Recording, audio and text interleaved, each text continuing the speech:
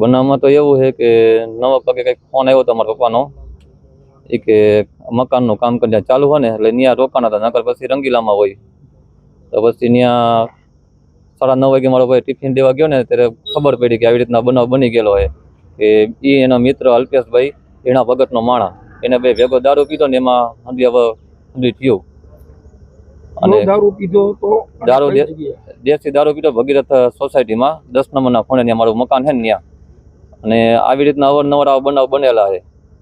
અને શંકામને પૂરેપૂરી ગામજનોને એમ કહેતા હતા કે આ જેના ભગતનું કામ છે, કેમ કે એ કેમિકલ એવું વાપરે ને એમાં કોઈ વસ્તુ આવતું નથી રિપોર્ટમાં કાંઈ વસ્તુ. અને જીણા ભગત આ વલ્લીનું દારૂનું હંધી ધંધો કરે, વ્યાજનું હંધી. રોજના કેટલા લોકો અહીંયા દારૂ પીવા આવતા હોય એવું લાગે છે? ત્યાં તો હૈદબાર આવે સાહેબ અવારનવાર. હવે તમારી માંગણી શું છે? અમારી માંગણી એ છે કે અમને ન્યાય મળવો જોઈએ. જે આની પાછળ જે કોઈ હોય ને એને સજા થવી જોઈએ. આ ધંધા બંધ થવો જોઈએ દેશી.